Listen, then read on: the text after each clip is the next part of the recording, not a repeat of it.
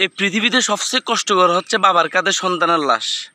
আসলে কুমিল্লার মানুষগুলা যাদের নামটাই কু দিয়ে শুরু, তারা সভ্য হবে কবে? কথাটা কিন্তু বাস্তব না।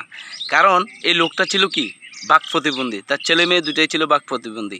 মানুষ তাকে সরাসরি মেন্টালি হিট করতো যে তুই অফয়া, তোর মেয়েগুলো অফয়া। এভাবে অপমান, তিরস্কার, ঠাট্টা করার কারণে সে কি করলো, তার দুধের মানে একদম মাসুম বাচ্চা, একটার বয়স 8 বছর আর একটা বয়স 5 বছর, তুলাকান্দি গ্রামের এক বাবা মনু মিয়া নামে, তিনি কি করলো, লাশের সাথে তার এই দুইটা বাচ্চাকে বিষ খাওয়া দিল।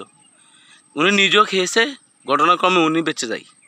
তারা এই সমস্ত মানসিক অত্যাচারে প্যারা দেওয়ার কারণে এই লোকটা কী করলো, পরিশেষে তার শখের একদম এটা বাবার জন্য কতটা স্পেশালিস্ট যে ছেলে মেয়েগুলোকে, সে হোক না সে গরিব কিংবা বাক প্রতিবন্ধী, কিন্তু তার মনের ভিতরে যে ফিলিংস, যে আত্মনাদ আছে, সেটা কি মিনিটে শেষ করে দিল। আসলে সভ্যতার কোনো ধারে কাছেও নেই আমরা, ঠিক আছে? মানে অসভ্য দেশে সভ্য আমরা কখনোই হতে পারিনি। মানুষ তো হওয়া দূরের কথাই, একটা মানুষ তার সে যেভাবে পারুক তার ছেলে মেয়েকে খাওয়াচ্ছে, পড়াচ্ছে, তাতে আপনাদের সমস্যাটা কোথায়? এই যে ঘটনাটা ঘটাই দিলেন, এটা কিন্তু ইতিহাস সাক্ষী হয়ে গেল। এটা মানুষকে এভাবে অত্যাচার, মেন্টালি প্যারা দেওয়া, মানুষটাকে অ্যাবনর্মাল করে ফেলা, এটা কিন্তু আপনাদের মোটেও উচিত হয় নাই। ব্যাপারটা চিন্তা করেন, আমাদের সমাজের মানুষগুলা কারো ভালো কখনো দেখতে চায় না। লোকটা কিন্তু হাসি খুশি ছিল, তার পরিবার পরিজন নিয়ে অনেক সুখে ছিল।